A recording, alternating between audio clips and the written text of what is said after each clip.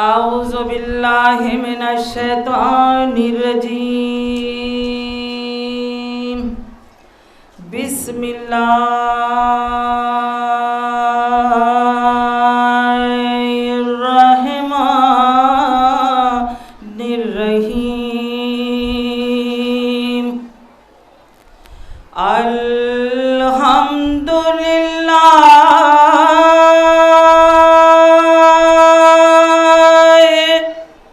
رب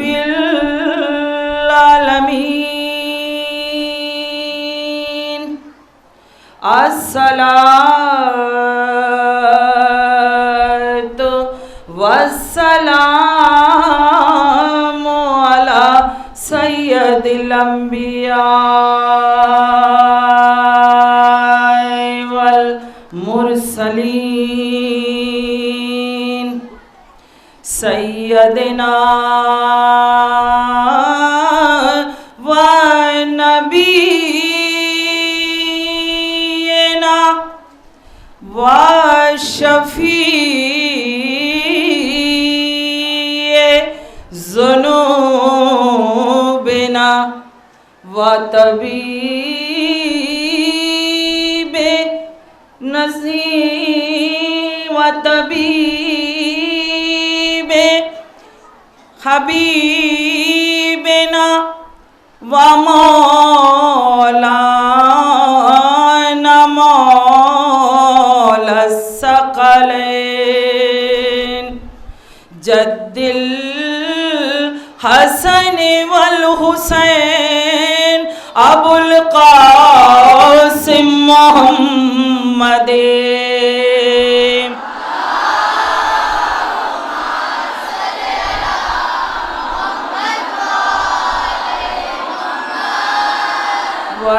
وطبیب نفوسنا وحبیب قلوبنا ومولانا مولا الثقلین جد الحسن والحسین ابو القاسم محمد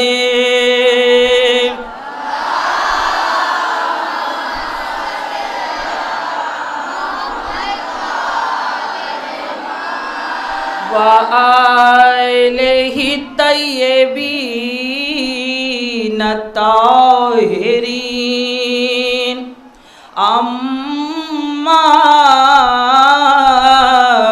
بعد فقد قال اللہ تعالی وتبارک فی کتابہ المبین قال رسول اللہ صلی اللہ علیہ وسلم فاطمۃ بضعۃ منی ایک باواز سے بلند سلام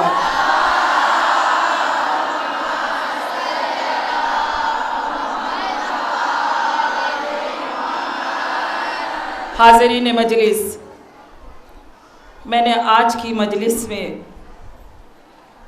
کسی آیت قرآنی کو اپنا عنوان قرار نہ دے کر حضور صلی اللہ علیہ وسلم کی ایک حدیث کو اپنا عنوان قرار دیا ہے۔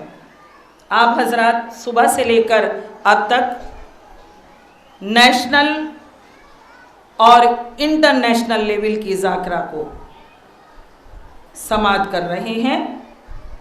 کامیاب مجلسیں، کامیاب نذرانہ عقیدت شہزادی کی خدمت میں پیش ہو رہا ہے۔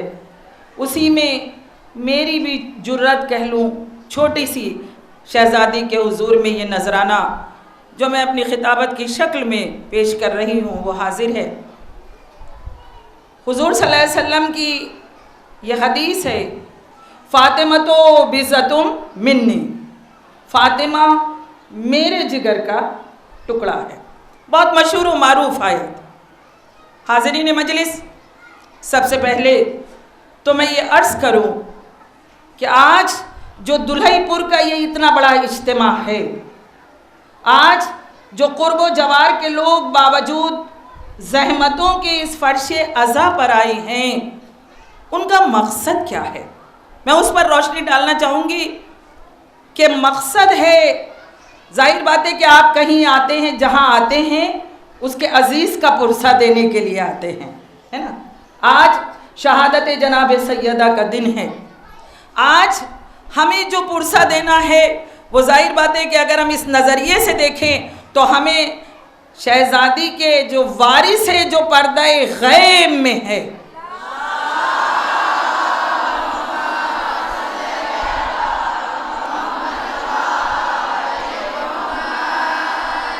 ہمیں ان کو ان کی جد ماجدہ کا پرسہ دینا ہے۔ اور کون امام، کون غائب امام جس کا ہمیں انتظار ہے، جس کے ہم منتظر ہیں؟ انتظار دو طرح کا ہوتا ہے، کسی کو بلا لیا جائے اور انتظامات نہ کیے جائیں، دوسرا کسی کو بلا لیا جائے اور تمام انتظامات کر لیے جائیں۔ تو ایسے موقع پر جہاں انتظامات کر لیے جاتے ہیں وہاں شوق انتظار اور اشتیاق کچھ اس طرح بڑھتا ہے کہ ہم پل پل آنے والے کا انتظار کرتے ہیں۔ شاید یہ مولا کے چاہنے والوں کے لیے آزمائش کا وقت ہے کہ اللہ بھی ہمیں انتظار کروا رہا ہے، ہماری آزمائش لے رہا ہے کہ ہم کتنا انتظار کر سکتے ہیں۔ اب یہ ہمارا فرض بنتا ہے کہ ہم اپنے عمل سے یہ بتا دیں کہ پالنے والے جان بھی چلی جائے گی لیکن اپنے امام کا انتظار کرتے رہیں گے۔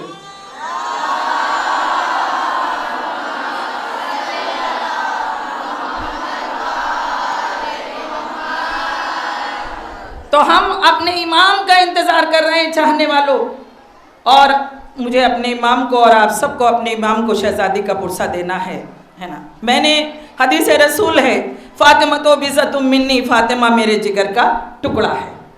فاطمہ جناب فاطمہ زہرا کے شان میں اتنا عرض کر دوں کہ جس فاطمہ کو رسول اپنے جگر کا ٹکڑا قرار دے رہے ہیں اس فاطمہ کی عظمت پیش پروردگار کیا ہے؟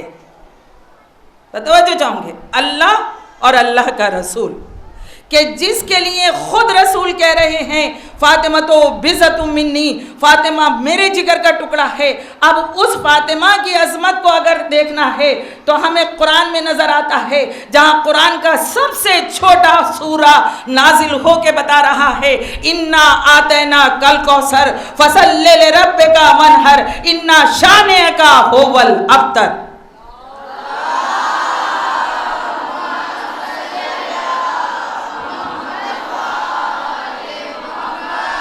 حاضرین مجلس، یہاں ماشاءاللہ پڑھے لکھے لوگ موجود ہیں۔ میں عرض کر دوں کہ سورہ کوثر جس کی میں نے آپ حضرات کے سامنے تلاوت کی، سورہ کوثر قرآن مجید کا سب سے چھوٹا سورہ ہے اور سب سے چھوٹا سورہ ہے اور سب سے عظیم نسل کی خبر دے رہا ہے۔ میری جملے رائے کا نہیں جانے چاہیے، یعنی سورہ کوثر قرآن کا سب سے چھوٹا سورہ اور سب سے بڑی اور سب سے عظیم نسل کی خبر دینے والا سورہ جو سورہ کوثر ہے، اور سورہ کوثر کی مصداق جناب فاطمہ زہرا ہیں۔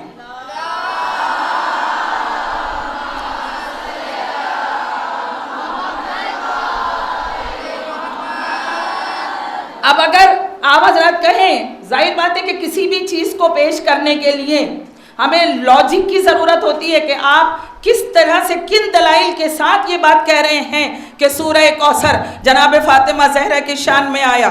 تو اب اگر دلائل دیکھنا ہے تو ہمیں دیکھنا پڑے گا کہ سورہ کوثر کی شان نزول کیا تھی۔ ہر سورے کی شان نزول ہے۔ اگر آپ سورے کی اہمیت کو دیکھیں، اگر آپ سورے سے واقف ہونا چاہیں تو کسی بھی سورے سے واقفیت کے لیے ہمیں شان نزول دیکھنا پڑے گی۔ تو جب ہم نے شان نزول سورہ کوثر کی دیکھی تو ہم نے دیکھا کہ یہ سورہ کب نازل ہوا۔ یہ سورہ جب نازل ہوا جب حضور صلی اللہ علیہ وسلم کو دشمن ابتر کا تانا دے رہے تھے. توجہ چاہوں گی, دیکھیں کوشش کروں گی کہ کوئی نئی چیز آپ حضرات کے نظر کر سکو. سورہ کوثر جب نازل ہوا, جب حضور کو دشمن ابتر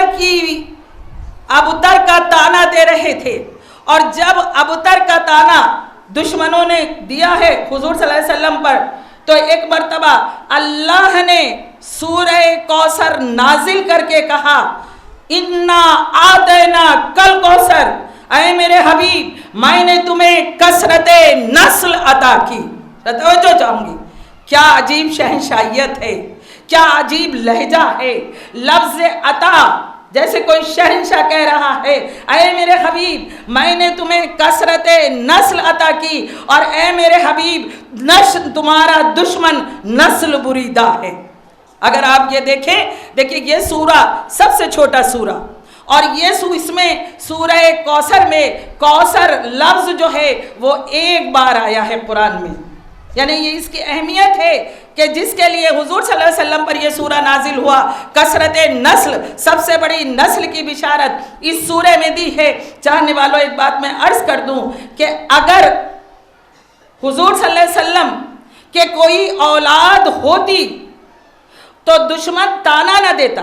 دیکھیں میں جہاں آنا چاہ رہی ہوں, اگر حضور صلی اللہ علیہ وسلم کے کوئی اولاد ہوتی تو دشمن تانا نہ دیتا. ایسی بات نہیں تھی کہ اولاد نہیں ہوئی, اولاد ہوئی. تاریخ لکھتی ہے کہ آپ کے یہاں 2 بیٹوں کی ولادت ہوئی, عبداللہ اور قاسم, دونوں کا انتقال ہو گیا.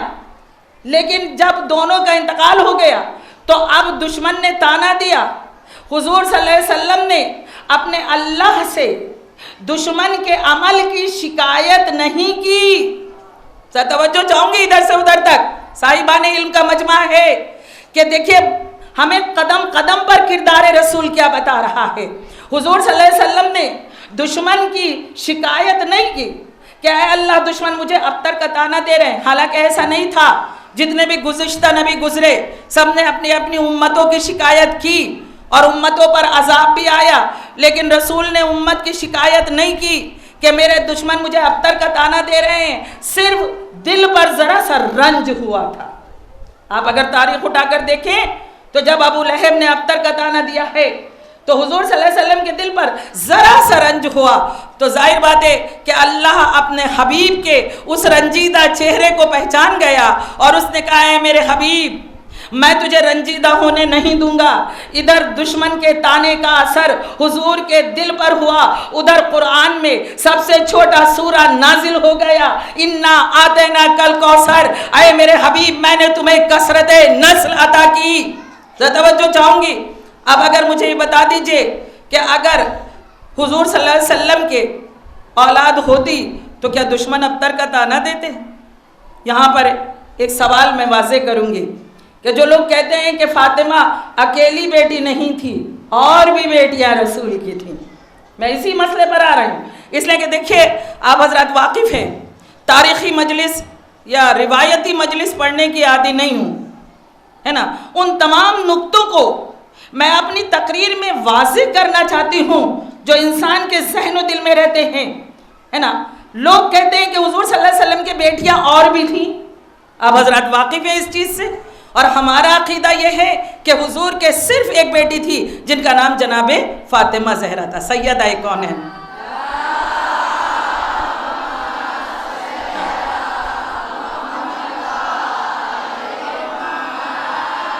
تو اب میں ان تمام لوگوں سے یہ کہنا چاہوں گی کہ جو یہ کہتے ہیں کہ حضور کے اور بیٹیاں تھیں, تو اگر اور بیٹیاں تھیں, اگر حضور صاحب اولاد تھے تو دشمن تانا کیوں دے رہا تھا؟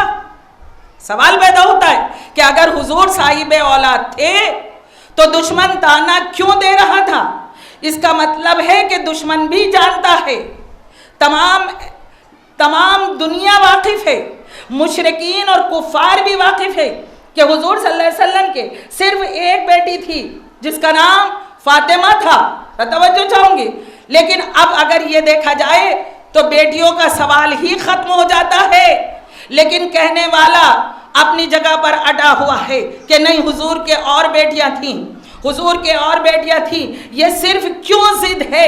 اس لیے کہ جب کسی کی اہمیت کو گھٹانا ہوتا ہے تو دشمن اپنی بات پر آڑا رہتا ہے. توجہ چاہوں گی. نہ اس کے پاس دلیل ہوتی ہے, نہ اس کے پاس پروف ہوتا ہے, لیکن بس جو وہ کہتا ہے اسے کہنا ہے. کہیں نہ کہیں عظمت سیدہ کو گھٹانا تھا کہ جو دشمنوں نے کہا کہ نہیں حضور کے 3 بیٹیاں اور تھیں. اچھا بھائی تھیں تو کب تھی؟ کہا اعلان رسالت سے پہلے, اعلان رسالت سے پہلے, اور تینوں کی شادیاں بھی ہوئی ہیں. اب میں آپ حضرات کے سامنے, میرے یہاں بزرگ بھی موجود ہیں, میرے بڑے بھی موجود ہیں, خصوصی طور پر میری بچیاں موجود ہیں, میں ان کے لیے یہ آپ پہ پیش کر دوں. بتائیے کہ حضور کی شادی کتنے سال میں ہوئی؟ ظاہر بات ہے 25 سال میں. 25 سال میں حضور کی شادی ہوئی. تمام سنی, شیعہ, کافر, مشرک اس بات سے اتفاق رکھتے ہیں کہ حضور صلی اللہ علیہ وسلم کے 30 سال تک کوئی اولاد نہیں ہوئی. توجہ چاہتی ہوں, 30 سال کی عمر میں 30 سال تک کوئی اولاد نہیں. اس کے بعد مولا علی کی ولادت ہوئی. مولا علی کی ولادت کے وقت حضور آگے بڑھے. چچا, آپ نے چچا سے کہا اے چچا میری پرورش آپ نے کی تھی, اس کی پرورش میں کروں گا. تو توجہ چاہوں گی. دیکھیں میرے آپ کی سماعتیں میرے ساتھ رہیں, انشاءاللہ بات آپ تک پہنچاؤں گی. دلہی پور کا مجمع سے میں واقف ہوں اور وہ مجھ سے واقف ہے, اس لیے اپنے پورے عقیدوں کے ساتھ آپ سماعت فرمائیں. 25 سال کی عمر میں رسول کی شادی, 30 سال تک رسول کے کوئی اولاد نہیں. 30 سال کے بعد مولا علی کی ولادت علی پر, مولا کی ولادت پر حضور صلی اللہ علیہ وسلم کا یہ کہنا کہ اے چچا آپ نے میری پرورش کی, اس کی پرورش میں کروں گا. اور اس کے بعد 35 سال تک پرورش, 35 سال سے 40 سال, بیچ میں 5 سال, 40 سال میں اعلان رسالت. ذرا توجہ چاہوں گی. 40 سال میں دیکھیں میری بات کو رائے گا نہ جانا, خدارا میرے جملوں کو پیچھے کا تمام مجمع. 25 سال میں شادی, 30 سال تک کوئی اولاد نہیں, 30 سال کے بعد ولادت علی, 35 سال اور اس کے بعد 40 سال میں اعلان رسالت. اب جب اعلان رسالت ہو گیا, ذرا توجہ چاہوں گی, اعلان رسالت ہو گیا تو اب مجھے دنیا بتائے 35 سے 40 سال کے بیچ کا کتنا وقفہ, یعنی 5 سال. تو اب یہ کہنے والوں کہ رسول کی 3 بیٹیاں اور تھیں, تو اب مجھے یہ بتاؤ 35 سے 40 سال کا وقفہ کتنا؟ کہا 5 سال. عجیب لوگ ہیں, 5 سال میں 3 بیٹیاں بھی ہو گئی, بیٹیاں جوان بھی ہو گئی, بیٹیوں کی شادیاں بھی ہو گئی, بیٹیوں کی طلاق بھی ہو گئی, بیٹیاں گھر بھی آ گئی. ایک بابا سے بلند سلامات.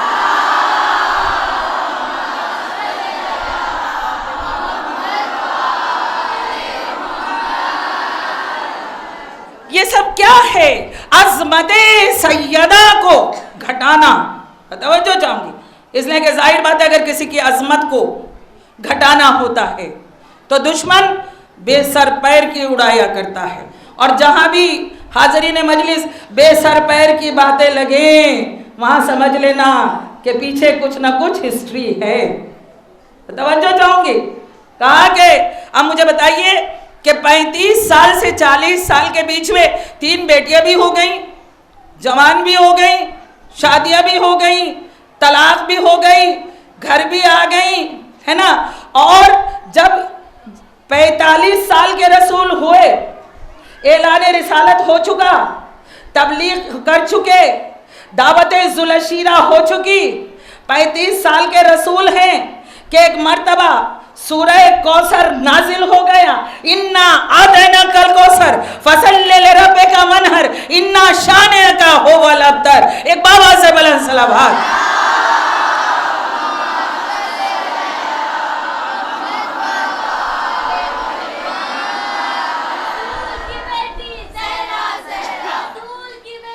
زہرا زہرا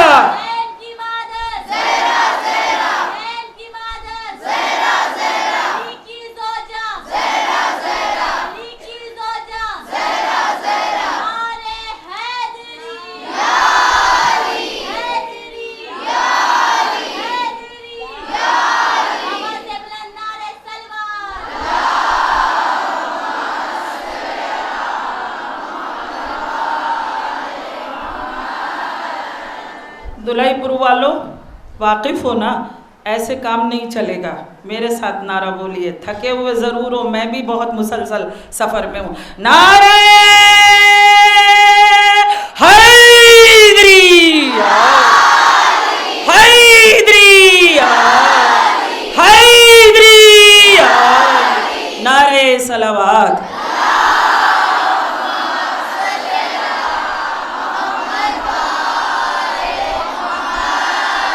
सलामत रहिए।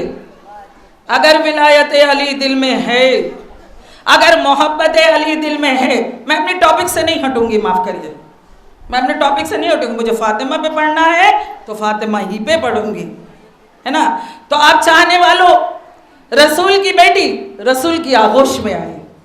किस तरीके से आई फातिमा कि जब आई तो बाबा के हाथों पर कलमा पढ़ा। क्या कलमा पढ़ा? तवज्जो चाहूंगी, क्या कलमा पढ़ा? अशहदु अन ला इलाहा इल्लल्लाह वा अबी। तवज्जो चाहूंगी, अशहदु अन ला इलाहा इल्लल्लाह वा अबी, मैं गवाही देती हूं कि मेरा बाबा अल्लाह का रसूल है। इस अंदाज से अभी किसी ने कलमा नहीं पढ़ा जिस अंदाज से फातिमा ने पढ़ा। बेटी बाप के हाथों पर आई, बेटी ने कलमा पढ़ा, अशहदु अन ला इलाहा इल्लल्लाह वा भी। बेटी कलमा इसी तरह पढ़ती रही। अजब अंदाज है, फातिमा कलमा पढ़ रही है, मैं गवाही देती हूँ कि मेरा बाबा अल्लाह का रसूल है। कोई मर्दों में ऐसा कि जिसने ऐसा कलमा पढ़ा हो? खवातीन की तो बहुत दूर की बात है, किसी मर्द ने भी ये कलमा नहीं पढ़ा कि अशहदु अन ला इलाहा इल्लल्लाह वा भी। वाहिद फातिमा है कि जिसने वा भी कह के कलमा पढ़ा। मैं गवाही देती हूँ कि मेरा बाबा अल्लाह का रसूल है। चाहने वालों, क्यों? देखिए, जहन में ये रहे कि दुश्मन अब उतर का ताना अल्लाह के रसूल को दे रहा है। वाह भी कहकर कलमा पढ़ा और इसी तरह पढ़ती रही। क्यों? इसलिए कि हुजूर सल्लल्लाहु अलैहि वसल्लम यतीम परवर थे। हुजूर सल्लल्लाहु अलैहि वसल्लम लहपालक थे।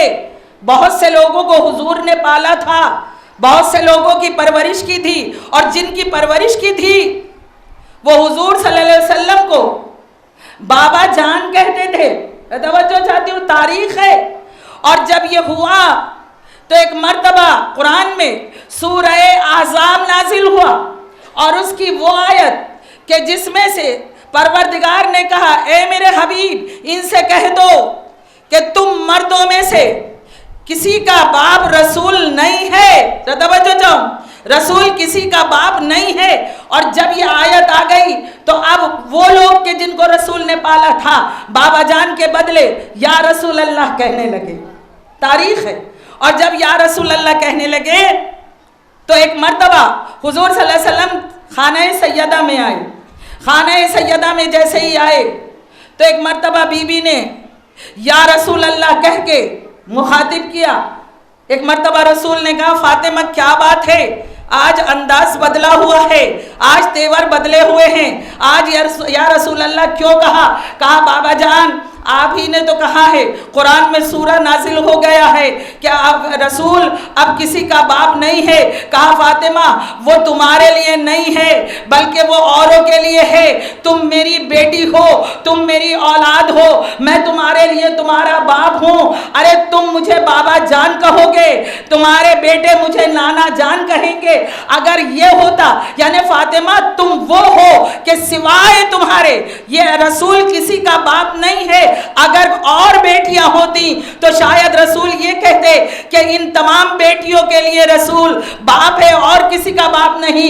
लेकिन खुद कहा कि फातिमा तुम अकेली ऐसी हो कि जो रसूल तुम्हारा बाप है, औरों के लिए रसूल रसूल है। एक बाबा से बुलंद सलावत।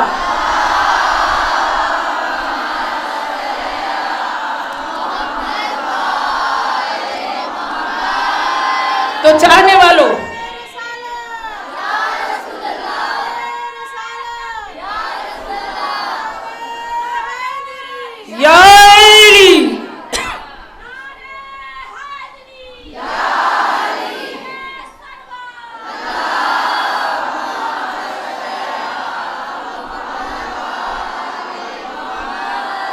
نازل ہو گیا سورہ.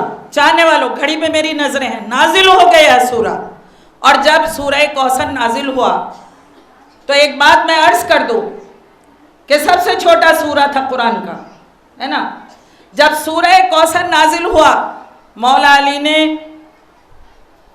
علی کو جناب رسول خدا نے بلایا. کہا علی ادھر آؤ. علی آئے. کہا اے علی اس سورے کو لو، اپنے ہاتھ سے لکھو، خانہ کعبہ کی دیوار پر جا کر لٹکا دو. توجہ چاہوں گی. کہا علی ادھر آؤ، اس سورے کو لو، اپنے ہاتھ سے لکھو، خانہ کعبہ کی دیوار پر جا کر لٹکا دو. آپ حضرات سوچ رہے ہوں گے کہ خانہ کعبہ کی دیوار پر جا کر کیوں لٹکا دو؟ اس لیے کہ میں آپ حضرات کو بتا دوں، اس وقت میں عرب میں جتنے بڑے بڑے شعراء تھے ان کا کلام خانہ کعبہ کی دیوار پر لٹکا دیا جاتا تھا. کس لیے؟ کہ اس سے اچھا کلام ہو نہیں سکتا. یہ دستور تھا اس وقت کا. تو ایک مرتبہ رسول خدا نے کہا علی ادھر آؤ. آئے مولا علی. کہا کہ اس سورے کو لکھو اپنے ہاتھوں سے اور جا کے خانہ کعبہ کی دیوار پر لٹکا دو. میں کہوں گی کہ صرف علی ہی کو کیوں بلایا؟ اب آ جاؤ علی کے چاہنے والوں. خالی نام علی ہی جو ہے نام علی کافی نہیں ہے، بلکہ آؤ کمال علی دیکھو، فضائل علی دیکھو، مقام علی دیکھو، بلندی علی دیکھو، درجات علی دیکھو. کہ علی کیا ہے؟ کہا آؤ اپنے ہاتھ سے لکھو اور خانہ کعبہ پر لٹکا دو. میں کہوں گی کہ یا رسول اللہ علی کو ہی کیوں بلایا؟ کہا تمہیں نہیں معلوم، ہاتھ بھی معجزہ، قلم بھی معجزہ، زبان بھی معجزہ، علی بھی معجزہ، کلام بھی معجزہ، جگہ بھی معجزہ. تو اب اس کے لیے ایسے کا انتخاب کیا جائے گا جس کی پوری ذات معجزہ ہوگی. ایک بابا سے بلند صلوات.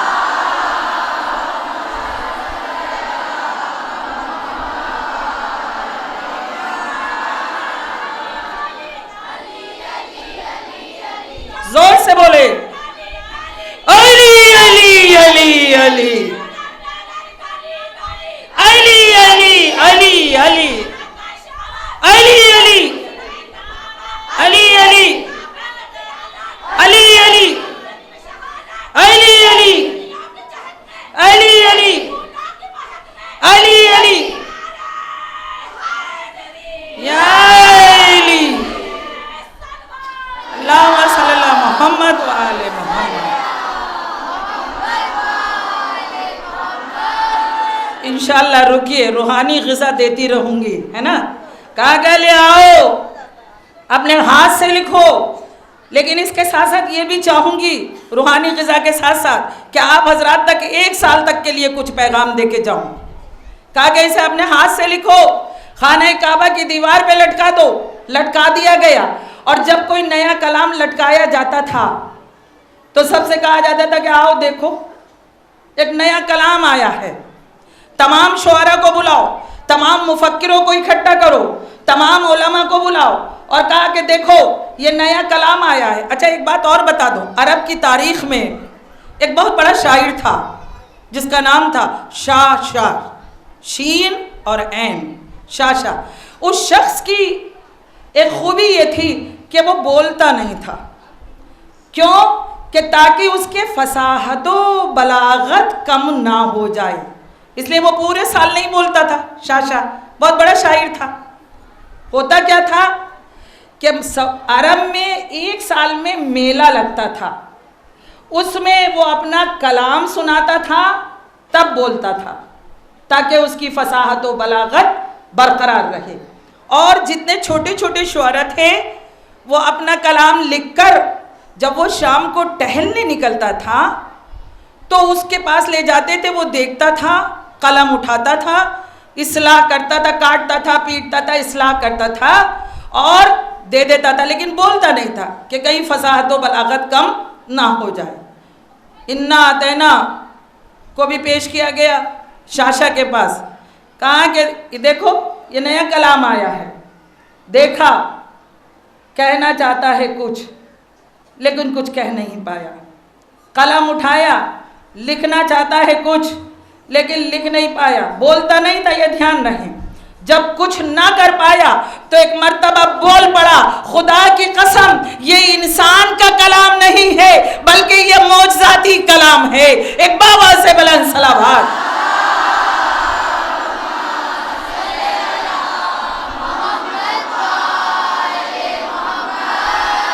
کہا کہ خدا کی قسم یہ کلام انسان نہیں ہے۔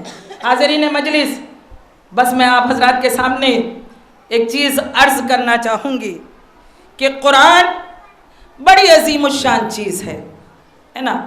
میں کئی مجالسوں کو جو یہاں ہو رہی تھیں میں نے ان کو سماعت کیا، واقعی بہت ہی اچھی مجالسیں یہاں پر سننے کو ملی، اور انہی کے ذیل میں میں اتنا کہنا چاہوں گی کہ کلام قرآن مجید مکمل اسلام کے قانون کی کتاب ہے۔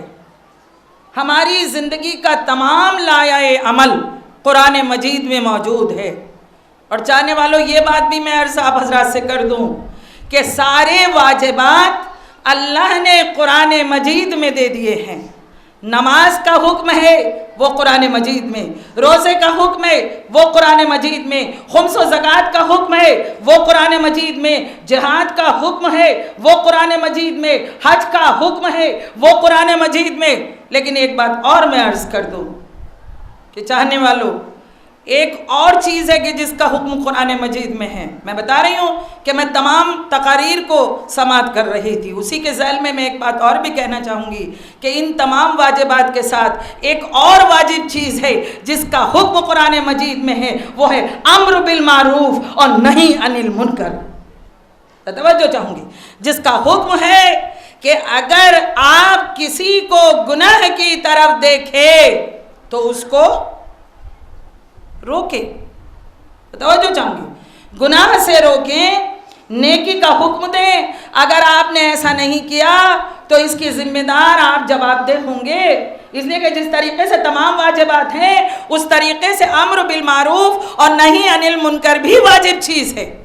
تو قرآن اللہ کا کلام ہے، قرآن کو اگر دیکھنا ہے چاہنے والوں تو کس مقام پر قرآن نظر آتا ہے؟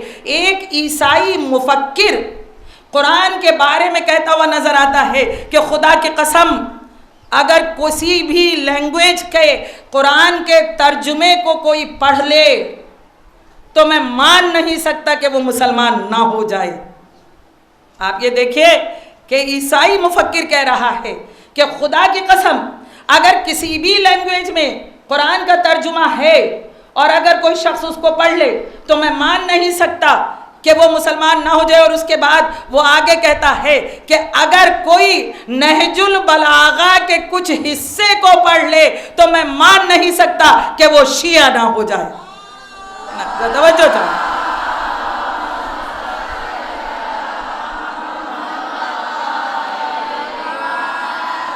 بہت سے علماء لوگوں نے کربلا کے واقعے کو توریت، انجیل، زبور سے ثابت کیا ہے، لیکن یہ عیسائی مفکر وہ ہے کہ اس نے غدیر کے واقعے کو بائبل سے ثابت کیا، اور جب غدیر کے واقعے کو بائبل سے ثابت کیا ہے تو اس نے کہا کہ خدا کی قسم میں اس عقیدے کو اپنانا چاہتا ہوں جس عقیدے کی کتاب نہج البلاغہ ہے۔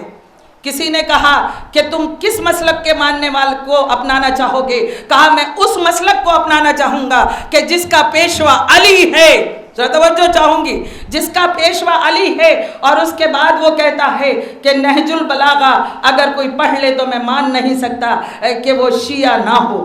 توجہ چاہوں گی، وہ آگے کہتا ہے، کہا کہ تم کس طریقے سے علی کے مسلک کو ماننا چاہتے ہو؟ کہا کہ میں نے خود پڑھا ہے کہ جب جنگ نہروان ہوئی ہے تو ان میں سے جب فیصلہ ہوا ہے تو 10 افراد الگ ہو گئے تھے۔ کہا کہ ہم چلو الگ الگ علی سے ایک ہی سوال پوچھیں گے اور الگ الگ جواب لیں گے۔ آپس میں طے ہوا اگر علی نے جواب دیا تو ہم علی کے مسلک کو مان لیں گے، لیکن اگر علی نے جواب نہیں دیا تو پھر ہم علی کے ساتھ نہیں ہوں گے۔ 10 لوگ ایک ساتھ میرے مولا مشکل کشا کے پاس آئے، آنے کے بعد کہا کہ دیکھو سب سامنے مت جانا، چھپ جانا، ایک ایک کر کے علی کے پاس جانا۔ پہلا شخص آیا، یا علی تم سے سوال ہے. کہا کیا سوال ہے؟ کہا یا علی یہ بتائیے علم افضل ہے یا دولت؟ علم افضل ہے یا دولت؟ آپ نے فرمایا علم. کہا کیوں؟ کہا اس لیے کہ علم خرچ کرنے سے بڑھتا ہے، دولت خرچ کرنے سے گھٹتی ہے. چلا گیا. دوسرا آیا، کہا یا علی یہ بتائیے علم افضل ہے یا دولت؟ آپ نے کہا علم. کہا وہ کیسے؟ کہا کہ دولت کی حفاظت کرنا پڑتی ہے، علم کی حفاظت نہیں کرنا پڑتی. تیسرا آیا، کہا یا علی یہ بتائیے علم افضل ہے یا دولت؟ آپ نے کہا کہ علم افضل ہے. کہا کہ وہ کیسے؟ کہا اس لیے کہ جو علم رکھتا ہے وہ سکون سے سوتا ہے، اور جس کے پاس دولت ہوتی ہے اس کا سکون غائب ہو جاتا ہے. واپس چلا گیا. اگلا آیا، کہا یا علی یہ بتائیے علم افضل ہے یا دولت؟ آپ نے کہا علم افضل ہے. کہا وہ کیسے؟ کہا علم انبیاء کی میراث ہے، دولت قارون کی میراث ہے. اس طریقے سے 10 کے 10 آئے اور 10 نے سوال کیا، ایک جواب ملا الگ. ایک مرتبہ مولا علی سے کہا یا علی ہم آپ کے ساتھ ہیں، یا علی ہم آپ کے ساتھ ہیں. میرے مولا نے کہا وہ کیسے؟ کہا ہم نے طے کیا تھا کہ ہم ایک سوال کریں گے، جواب الگ الگ لیں گے. ایک مرتبہ میرا مولا کہتا ہے کہ بس 10 پر ہی رہ گئے، اگر تم قیامت تک ایک ہی سوال کرتے رہتے، علی قیامت تک ایک سوال کا الگ الگ جواب دیتا رہتا. ایک بابا سے بلند صلوات.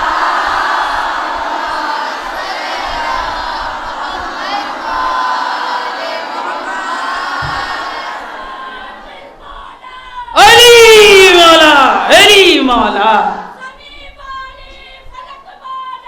علی مولا،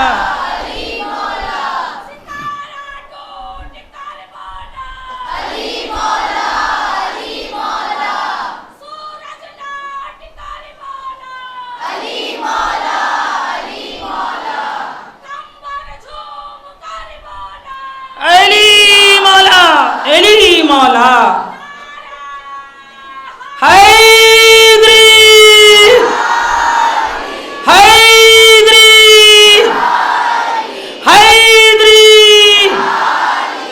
اگر مولا کے ماننے والے ہو تو خدا کی قسم ایک نعرہ ہاتھ اٹھا کر ایسا تاریخی لگا دیجئے اس دلائی پور میں کہ یہ تاریخی نعرہ آپ کا زندہ ہو جائے. نعرہ حیدری، حیدری، حیدری، نعرہ صلوات.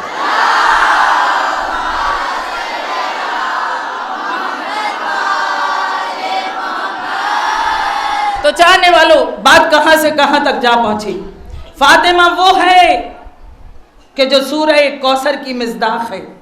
چاہنے والوں فاطمہ کی 2 سیرتیں ہیں، توجہ چاہوں گی.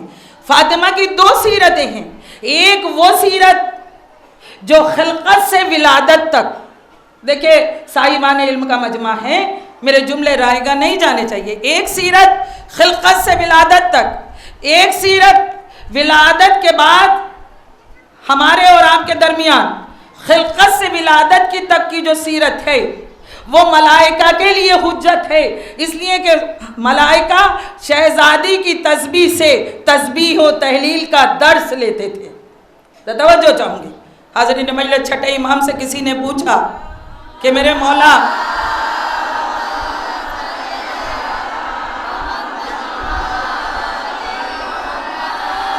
میرے پاس صرف اب 15 منٹ کا وقت ہے، گھڑی پر میری نظریں ہیں، مغرب قریب ہے، حالانکہ میں تو ملنگ ٹائپ ہوں، اگر بہ جاؤں تو بہی جاتی ہوں، لیکن پھر بھی میں اس محدود وقت میں اپنی مجلس کو تمام کروں گی. چھٹے امام جعفر صادق علیہ السلام سے کسی نے پوچھا مولا یہ بتائیے آپ کی دادی کا جد ماجدہ کا مہر کیا تھا. آج میں ان نقطوں کو آپ کے درمیان لا رہی ہوں جو بالکل اچھوتے ہیں. کہا کہ کیا مہر تھا؟ کہا کہ میری دادی جد ماجدہ کا نکاح 2 بار ہوا، ایک عرش پر ایک فرش پر. عرش پر خود اللہ نے شہزادی کا نکاح پڑھا، فرش پر رسول خدا نے شہزادی کا نکاح پڑھا. جب عرش پر نکاح پڑھا گیا تو ایک مرتبہ اللہ نے کہا اے علی مہر میں کیا دو گے؟ کہا یا اللہ کیا حکم ہے، کیا حکم ہے؟ تو مولا علی نے جب عرش پر نکاح ہوا ہے اور مہر رکھا گیا ہے تو جنت کا چوتھا حصہ اور زمین کا تیسرا حصہ شہزادی کے مہر میں رکھا۔ آپ حضرات واقف ہیں کہ زمین کے 3 حصے، 2 حصے پانی ہیں، ایک حصہ خشکی ہے، تو جو خشکی کا حصہ جس پہ ہم اور آپ رہتے ہیں یہ شہزادی کے مہر میں دیا گیا۔ تو آپ چاہنے والوں جو حصہ خشکی کا شہزادی کے مہر میں دے دیا جائے، اگر بغیر محبت فاطمہ، اگر بغیر محبت علی کے کوئی اس حصے پر چلے گا تو وہ غصبی زمین پر چلے گا۔ ایک بابا سے بلند سلامات۔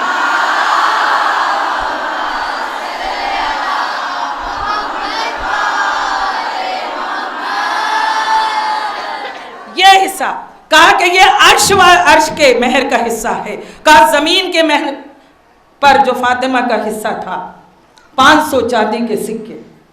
تو چاہنے والوں یہ عظمت فاطمہ ہے۔ کہنے کو تو بہت کچھ تھا لیکن میں اپنی بچیوں کے لیے مختصر طور پر اتنا کہنا چاہوں گی کہ اگر ہم شہزادی کے معنوی کمالات کو دیکھیں، بہت زیادہ بہت تفصیل میں جانا چاہتی تھی لیکن دامن وقت میں گنجائش نہیں ہے۔ اگر ہم شہزادی کے معنوی کمالات کو جائیں تو معنوی کمالات میں سب سے پہلا کمال شہزادی کا تھا کہ وہ محدثہ تھیں، وہ محدثہ تھیں اور ملائکہ سے ہم کلام رہتی تھیں، یعنی وحی کا سلسلہ رسول صلی اللہ علیہ وسلم پر تمام ہو چکا تھا لیکن الہام کا سلسلہ جاری تھا۔ شہزادی نے تمام الہامات کو جمع کیا اور جمع کرنے کے بعد شہزادی کائنات نے ایک صحیفے کی شکل میں اس کو جمع کیا جو مصحف فاطمہ کے نام سے جانا جاتا ہے۔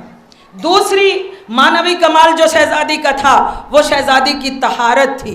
آپ حضرات جانتے ہیں کہ جس کو مرکز دائرہ عصمت کا خطاب دیا گیا ہو اس کی طہارت کا عالم کیا ہوگا کہ جب آیہ تطہیر نازل ہوئی ہے تو اللہ کے رسول لگاتار 6 مہینے در سیدہ پر آن کر اللہ کے رسول نے سلام کیا ہے۔ یہ طہارت کا شہزادی کے عالم تھا۔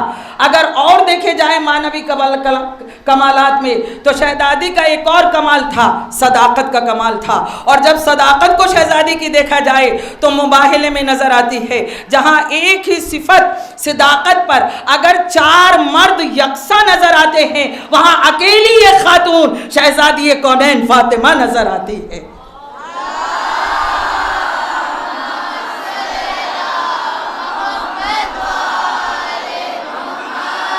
اور جو سب سے اہم کمال معنوی کمال میں شہزادی کے آتا ہے وہ تھا شجاعت۔ ابھی مجھے دیکھیں میں اپنے بچوں کے لیے کہہ دوں، خصوصی طور پر آج کی نسل کے لیے پیغام تو بہت ہوتے ہیں، آپ حضرات واقف ہیں، لیکن میں آپ حضرات کو بتا دوں میری بھی کوشش عملی میدان میں یہ رہتی ہے کہ میں ان تمام چیزوں پر عمل کر کے پھر کچھ بیان کروں۔ لیکن جو ایک بہت بڑی کمال شہزادی کا تھا وہ تھا شہزادی کی شجاعت۔ جب کبھی شجاعت اور بہادری کا تصور آتا ہے تو جنگ کا میدان ہمارے سامنے آ جاتا ہے، لیکن شجاعت کئی طرح کی ہوتی ہے۔ ایک وہ شجاعت جو جنگ کے میدان میں ظاہر کی جائے، ایک وہ شجاعت کہ جس کا اظہار زبان سے کیا جائے، ایک وہ شجاعت کہ جس کا اظہار طاقت قلب و جگر سے کیا جائے۔ خدا کا شکر ہے کہ تینوں ہی میدان میں شہزادی تاریخ میں نظر آتی ہے۔ اگر آپ دیکھیں تو زبان سے شہزادی نے کس طرح شجاعت کا اظہار کیا ہے کہ امامت و ولایت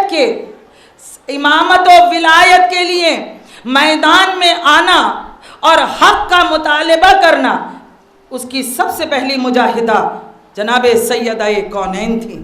آپ مجھے بتائیے کہ شہزادی سب سے پہلے ولایت و امامت کی سینہ سپر بن کر میدان میں آئی اور آنے کے بعد حق کو مانگنے کے لیے اتنی دلیرانہ اور جرأت مندانہ انداز میں شہزادی نے حق کو مانگا ہے کہ دنیا بھر کی خواتین کو درس دے دیا کہ دیکھو کبھی بھی ظالم کے ظلم سے مجبور ہو کر خاموش مت ہو جانا۔ تو توجہ چاہوں گی، بلکہ شہزادی نے کہا خاموشی نیم رضا ہے، میرے اس جملے کو سماعت فرمائیے، خاموشی نیم رضا ہے، کبھی بھی ظالم کے ظلم پر خاموش نہ ہو بلکہ آواز بلند کرو۔ حاضرین مجلس، اتنا ضرور کہنا چاہوں گی، آج کا دور بڑا پرآشوب دور ہے۔ آج مصلحت کو آگے رکھا جاتا ہے، حق کو پیچھے کر دیا جاتا ہے۔ آج حکومتوں سے ڈر کر، حکومتوں کے خوف سے، حکومتوں سے مرعوب ہو کر، اقتدار سے مرعوب ہو کر، کرسی سے مرعوب ہو کر لوگ حق بیان نہیں کرتے ہیں۔ لیکن شہزادی نے بتا دیا، نہ حکومتوں سے مرعوب ہو، نہ کرسی سے مرعوب ہو، نہ اقتدار سے مرعوب ہو، نہ دولت سے مرعوب ہو، بلکہ جہاں حق بیان کرنے کی اب مہلت ملے وہاں حق کو اس طرح بیان کرو کہ جس طرح شہزادی کونین نے کیا تھا۔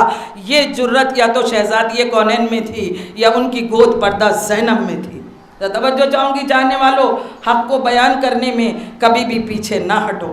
اور اگر دوسری شجاعت دیکھی جائے تو شہزادی کی قوت قلب و جگر کا مظاہرہ ہمیں اس وقت نظر آتا ہے جب جنگ احد میں، توجہ چاہوں گی، بھاگنے والے مرد نظر آتے ہیں، وہاں اس پرآشوب عالم میں بھی قدم سے قدم ملاتی ہوئی بڑھتی ہوئی ایک خاتون نظر آتی ہے جس کا نام سیدہ کونین ہے۔ آپ حضرات واقف ہیں تاریخ سے کہ احد کے میدان میں جناب صفیہ کے ساتھ شہزادی کونین گئی ہیں، آپ وہاں پر آئی ہیں، اپنے بابا کے زخموں کا علاج بھی کیا ہے۔ تو آپ بتائیے یہ قوت قلب و جگر کا مظاہرہ تھا یا نہیں تھا؟ تو چاہنے والوں، یہ شہزادی کے معنوی کمالات تھے۔ دل تو چاہتا تھا کہ میں اور بھی اس پر بہت زیادہ روشنی ڈالوں، لیکن میرے پاس صرف 10 منٹ کا وقت ہے۔ بس میں اتنا ضرور چاہوں گی کہ جب 45 سال کی عمر ہوئی ہے، 45 سال کی عمر ہے، اور حضور صلی اللہ علیہ وسلم طائف تشریف لے کر گئے ہیں تبلیغ کے لیے، وہاں پر آپ پر اتنے ظلم ڈھائے گئے، آپ پر اتنے پتھر برسائے گئے کہ آپ کا پورا جسم جو تھا وہ زخمی ہو گیا۔ جب زخمی ہو گیا اور آپ پورے لہو لہان ہو گئے، اور جب گھر آئے ہیں چاہنے والوں، تو گھر آنے کے بعد جناب فاطمہ بابا کے خون بھرے ہوئے جسم کو دیکھ کر تڑپ گئی۔ ایک بیٹی سے باپ کا خون بھرا ہوا جسم نہ دیکھا گیا۔ آپ سمجھ گئے کہ میں مصائب کی منزل پر آ چکی ہوں۔ ایک بیٹی سے اپنے باپ کا خون بھرا ہوا جسم نہ دیکھا گیا۔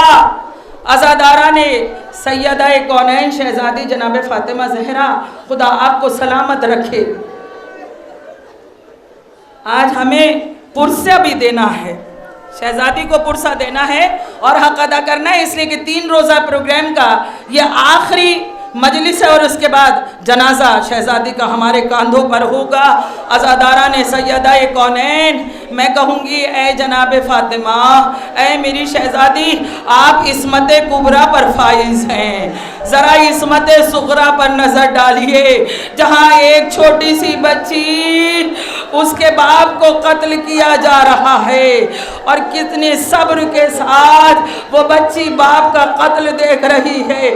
عزادارہ نے مظلوم کربلا اجرکم اللہ، نہ رلائے آپ کو کسی غم میں سوائے غم حسین کے۔ ایک ذاکر جو میری بی بی کے مصائب پڑھتا تھا، ایک مرتبہ خواب میں دیکھا امام حسن مجتبیٰ تشریف لائے۔ امام حسن مجتبیٰ نے ذاکر سے کہا، ذاکر تو ہمارے چاہنے والوں کو سب سے سخت ترین مصائب کیوں نہیں بتاتا؟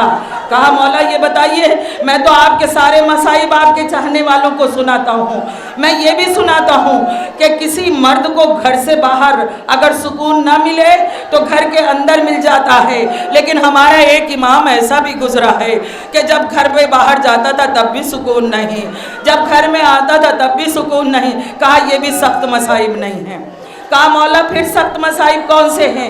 میں نے تو یہ بھی بتایا ہے، ہمارا ایک امام ایسا بھی تھا کہ جس کو زہر دے کر شہید کیا گیا، جس کے کلیجے کے ٹکڑے تشت میں گرے۔ کہا اے میرے ذاکر یہ بھی سخت ترین مصائب نہیں ہیں۔ کہا میں نے یہ بھی سنایا کہ میرا ایک امام ایسا بھی تھا کہ جس کا جنازہ تیار ہو کر گھر سے باہر گیا، لیکن پھر فوراً ہی واپس آ گیا، بہنوں نے 70 تیر جنازے سے نکالے ہیں۔ کہا اے میرے ذاکر یہ بھی 70 مصائب نہیں ہے. کہا پھر کون سے 70 مصائب ہے؟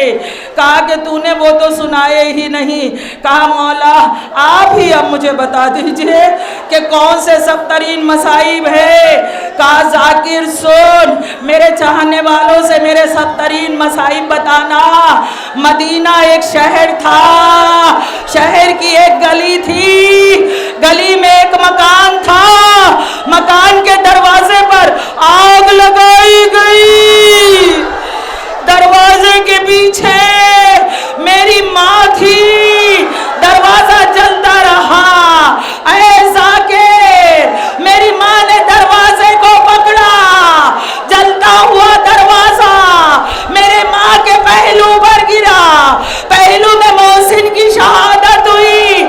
اے ذاکر میں 7 برس کا تھا، اپنی ماں کو بچا نہ سکا. یہ میرے 70 مصائب ہے. اجرکم اللہ. یہی وجہ تھی کہ جب امام حسن ہر گھر سے نکلتے تھے دونوں بھائی تو ایک مرتبہ امام حسن ٹھہر جاتے تھے.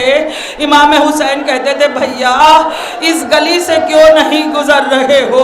کہا میں حسین میرے بھائی دیکھ وہ جو سامنے سے آ رہا ہے اسے گزر جانے دے پھر میں گزروں گا. کہا بھیا ایسا کیوں ہے؟ کہا حسین تو نہیں جانتا، ارے یہ وہی شخص ہے جو میری ماں کے دروازے پر آگ لے کر آیا تھا. اجرکم اللہ. خوب پرسہ دے رہے آپ جناب سیدہ کو. خدا را آج آوازوں کو بلند کر لو، آج آپ کی آوازیں عرش تک پہنچنی چاہیے، اس لیے کہ آپ کا زندہ امام ہر شب جمعہ اپنی ذوالفقار پر ہاتھ رکھے رہتا ہے، اس لیے کہ کب اشارہ ملے اور اب کب میرا مولا باہر آئے اپنی جد ماجدہ کا انتقام لے. اے چاہنے والوں ہم کچھ اور نہیں کر سکتے لیکن اپنے امام کو پرسہ تو دے سکتے ہیں. ہائے میرا مولا، ارے میرا مولا، ارے میری بیوی نے وصیت کی تھی اے علی معصوم کے جنازے کو معصوم تیار کرتا ہے. اے علی میرے جنازے کو غسل و کفن دینا، میرے جنازے کو تم تیار کرنا. چاہنے والوں مولا علی نے رات کو بیوی کو غسل و کفن دیا.